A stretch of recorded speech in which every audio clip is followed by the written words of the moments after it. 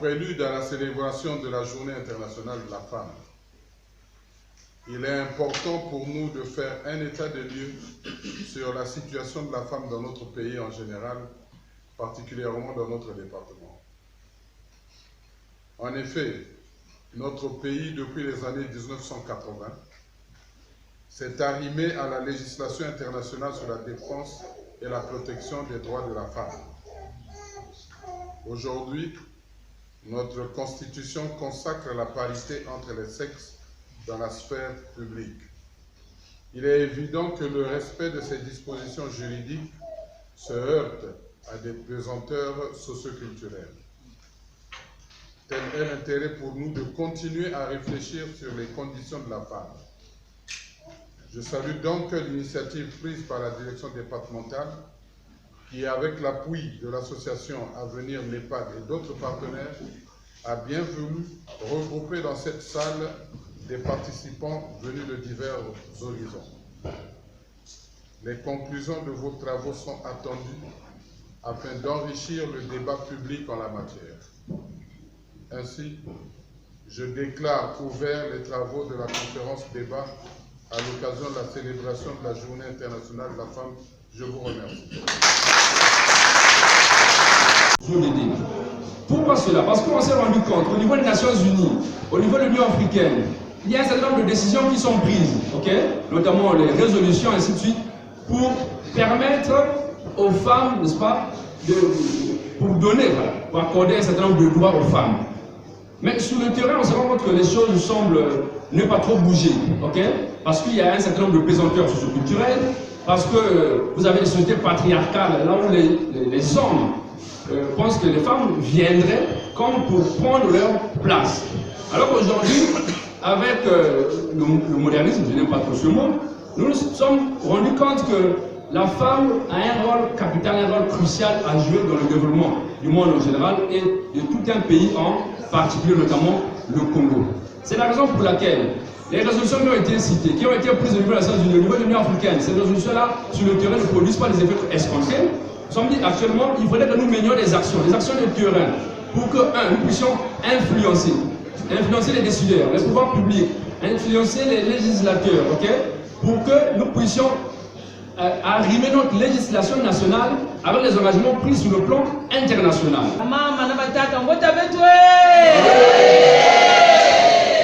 Matondo mingi teme ina muke na yawu muke kuzonzila bame kuzonza bamvita yina bake kusala na bakento na ndandu yina to mfutu yina to mibutu yina yake kupesa na jambu ina mekutalila nzangudulu to na jambu ina mekutalila kupesa maya kimpwanza na bamama kento. Les violences faites aux femmes et leurs conséquences sur le développement économique et l'autonomisation de la femme. Les femmes demeurent des potentiels acteurs dans le développement économique. Elles apportent une importante contribution à l'économie, dans le commerce, les petites entreprises, les exploitations agricoles ou dans le travail non rémunéré à la maison où elles s'occupent de la famille. Cependant, elles peinent à se doter des moyens nécessaires à leur autonomisation. Ainsi, elles restent touchées de manière disproportionnée par la pauvreté, la discrimination et l'exploitation. Notre thème vient à point nommé pour éveiller la conscience des femmes afin que celle-ci persévère dans une certaine dynamique à rechercher l'équilibre et l'équité pour atteindre les objectifs liés à leur épanouissement et à leur libération totale, pouvant les aider à booster le développement économique pour l'amélioration des conditions de vie et pour le bien-être social. Le Congo a signé et a ratifié le protocole de la Charte africaine des droits de l'homme et des peuples relatif aux droits des femmes. Ce texte juridique appelle les États à travailler dans le sens de l'amélioration des conditions féminines dans la région Afrique.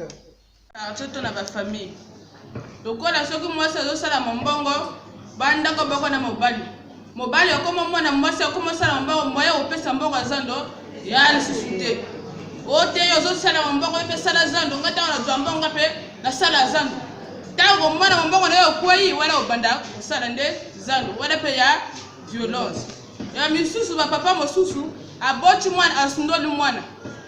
oyo tango zo mwana zo kwa suna de kolte lobane tuna ye papa odingo sala nini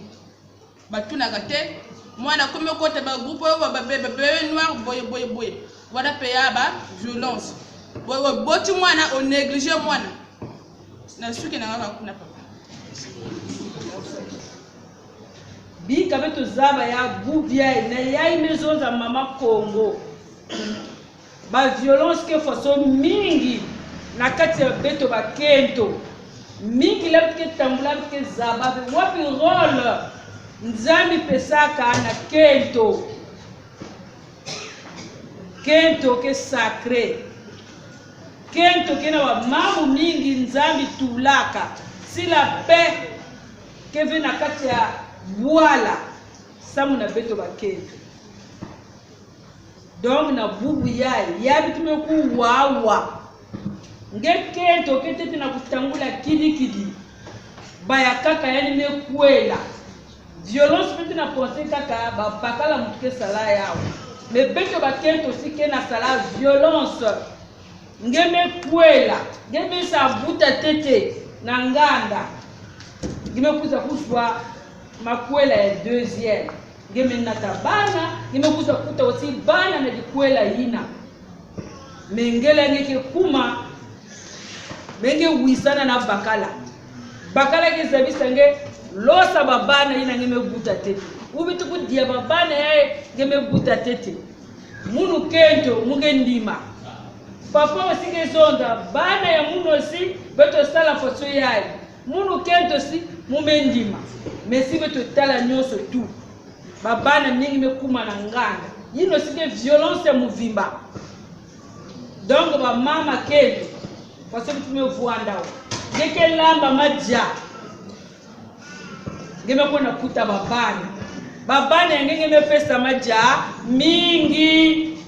yina ngeme kona kuta fioji ko bitu zabo si yino sike violence mwana yina kina kutia fioji yikenge sala donc ba mama ba kento ba violence ki mingi bitu bandawa bitu kuma ti 20h faut que zamba lep que basika awa muntu sengi na comportement yimbi ina betu ke sala na yina betu me wawa betu kwenda kushonji na bayinzo ya beto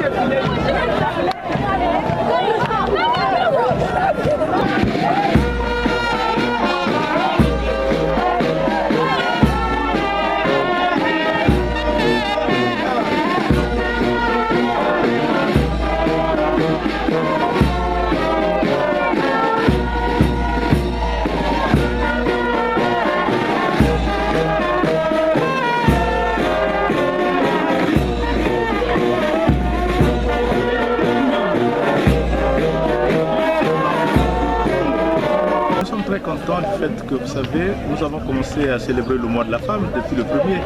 Parce que le 1er mars, il y a eu une marche nationale où le Premier ministre a patronné cette marche à Brazzaville. Et donc, on ne pouvait pas rester en marge de ce grand événement pour ce mois. C'est pour cette raison que nous avons organisé le 7 mars la causerie débat autour du thème des violences, briser les silences autour des violences faites aux femmes. Et nous sommes très contents parce que l'activité a été patronnée déjà par le préfet du département du Pôle, avec toutes les autorités étaient là. Le maire de la commune de Kala, le conseil départemental représenté, toutes les autorités. Et on a vu l'engagement des femmes, l'engouement des femmes autour de cette question parce que vous savez qu'il s'agit du thème national, qu'il s'agit du thème international, pour briser les silences, que les jeunes devaient se lever sur les questions de gens. On a vu les gens étaient mobilisés d'abord et motivés. Mais pour la journée d'aujourd'hui, dimanche 8 mars, j'ai été frappé, très frappé de voir comment est-ce que les femmes étaient motivées pour défiler.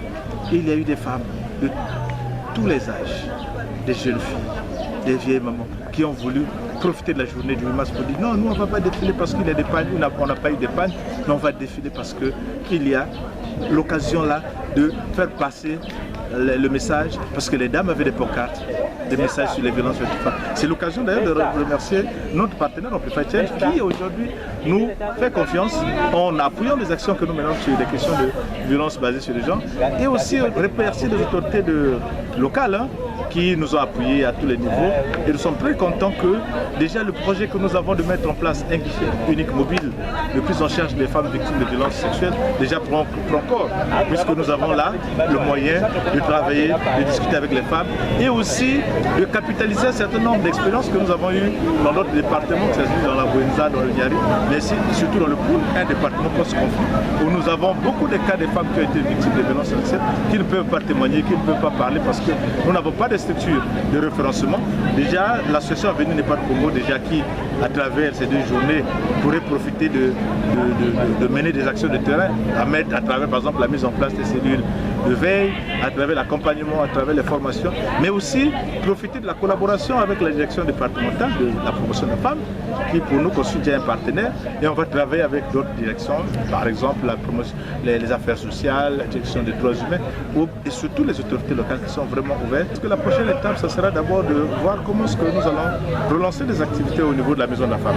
Puisque ici à Kikala, il y a une maison de la femme qui existe, mais qui souffre de manque d'activité par faute de financement. Je pense que nous allons avoir un plan d'action qu'on va élaborer ensemble avec non seulement la direction de la promotion de la femme, le comité de lutte contre les violences